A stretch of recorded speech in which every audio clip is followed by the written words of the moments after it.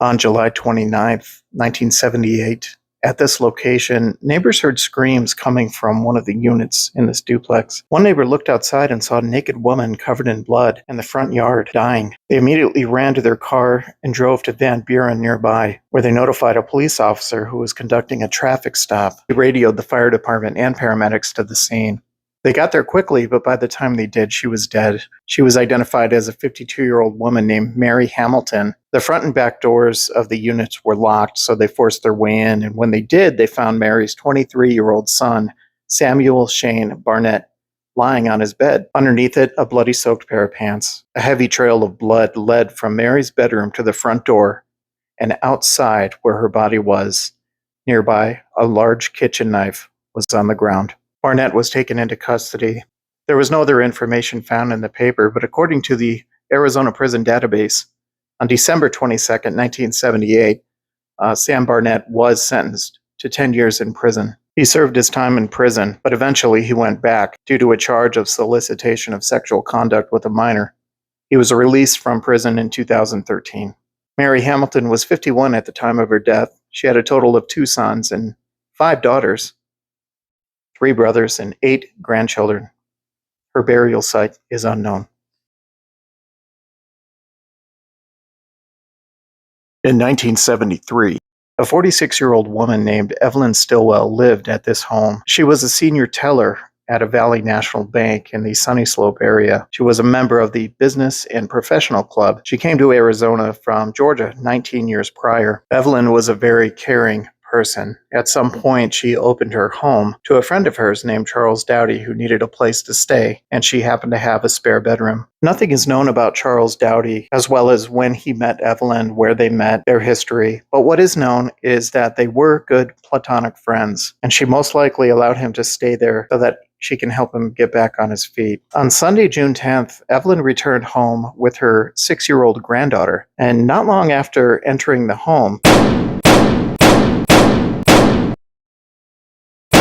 Evelyn's granddaughter was unharmed. When police arrived, they found Evelyn dead from 5 gunshot wounds, and Charles near death from a self-inflicted gunshot wound to the head. He was rushed to the hospital, where he died the next day. Evelyn's granddaughter told police that Charles started an argument with her after they got home. At the scene, police found a note from Charles to Evelyn saying he planned to kill himself. Charles Dowdy had threatened suicide in the past. That previous Thursday, he was examined by 3 psychiatrists in connection with a pending claim before the Arizona State Industrial Commission. Evelyn Stillwell was survived by her mother, 1 daughter, and 1 son, 4 brothers, and 2 grandchildren.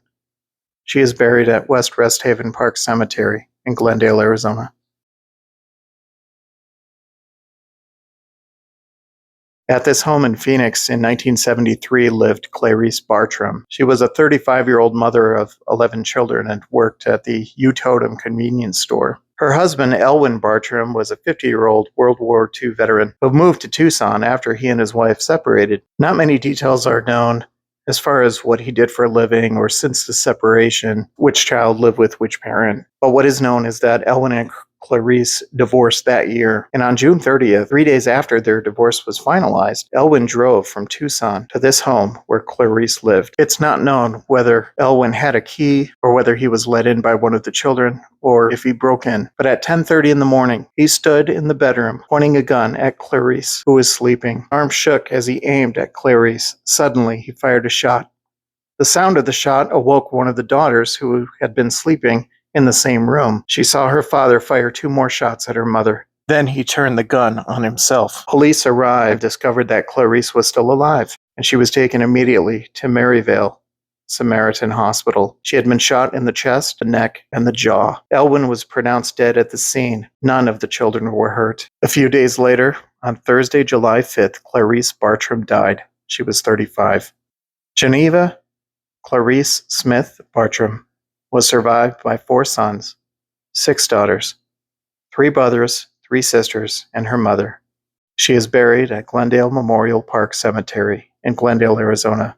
Elwin Kenneth Bartram is also buried there. At the point where I thought I could not find a photo of either of them, I found this photo, and it really hits me. It's from January 15th, 1954, At the time, Clarice was actually 16. In this photo, Elwyn was 31. It reads, "Heroic Mother." Elwyn Bartram comforts his wife Clarice as they watch their two-room frame cabin burn. Minutes earlier, the 17-year-old mother had rescued the couple's 6-month-old baby from the blazing home. Fire started after gas heater hose became disconnected. On the night of April 30th, 1972, at this apartment complex in Phoenix, which was recently torn down, 20-year-old Gloria Sermeno and her boyfriend, 19-year-old Joel Herrera, knocked on a random door. A woman answered, and Joe and Gloria asked for a cup of water. The woman went to the kitchen, then returned with some water for the both of them. Not long after closing her door, she heard a loud thud. She slowly unlocked it, turned the handle, and slowly opened the door. In the hallway, she found both Joe and Gloria passed out. She called police. Both Joe and Gloria were taken to the hospital. Joe recovered and was released. Gloria Sermeno died of a drug overdose. According to her death certificate, the cause of death was acute intravenous narcoticism, most likely heroin. Not much is known about Gloria, other than she was born in Phoenix and attended Phoenix Union High School. She was 20 years old at the time of her death and was survived by both parents, 3 grandparents, and 4 sisters. She is buried at St. Francis Catholic Cemetery in Phoenix.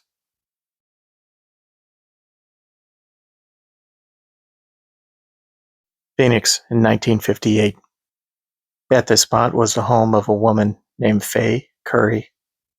Faye was blind and needed help with daily activities.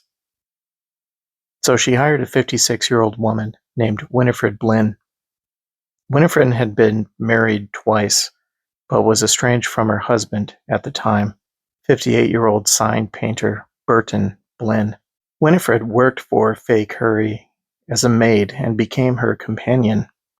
2 months into helping Faye on March 24, 1958, Winnifred called Burton and asked him to bring over a Bible and a few blankets to Faye's home, and he agreed. A little while later, Faye heard a car pull into the driveway, and she knew it was Burton. Burton came to the door and Winnifred answered it, and then Faye heard the two of them go outside to talk. A few minutes later, she heard Winnifred say, "Oh, oh, oh," followed by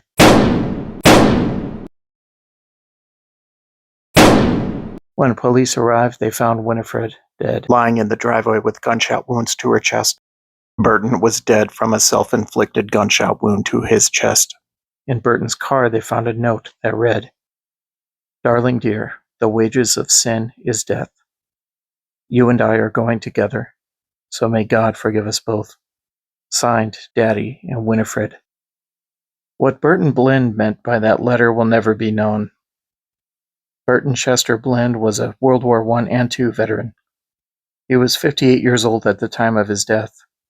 He had a number of kids with his first wife. He is buried at Glendale Memorial Park Cemetery in Glendale, Arizona. Winnifred B. Miller Achilles Blinn was survived by her mother, a sister, and 2 brothers. She was 56 at the time of her death. She is also buried at the Glendale Memorial Park Cemetery.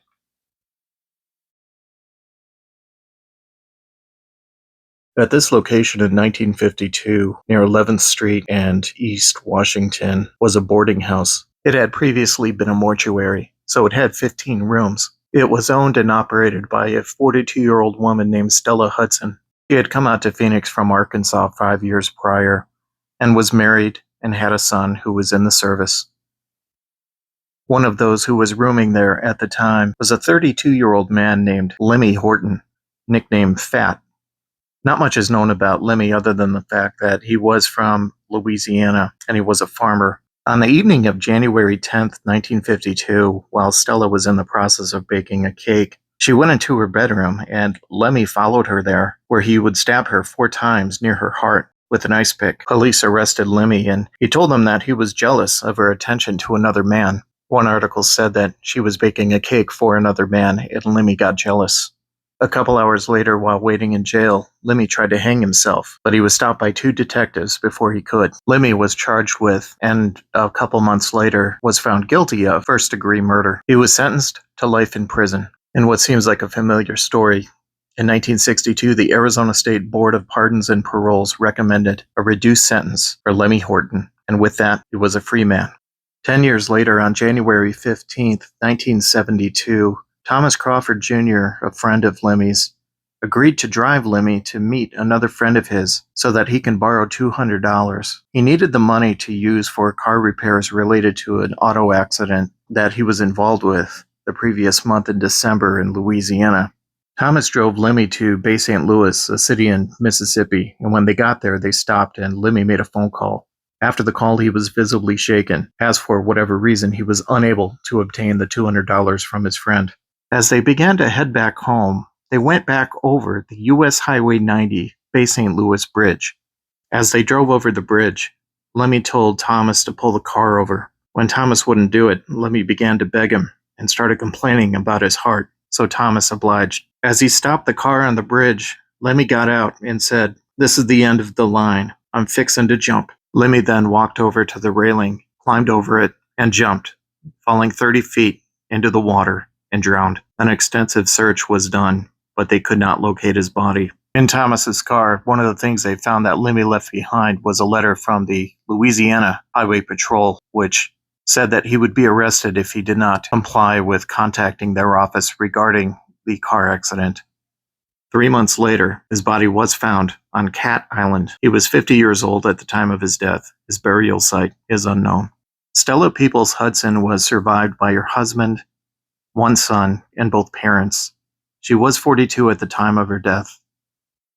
She is buried at Greenwood Memory Lawn Cemetery in Phoenix.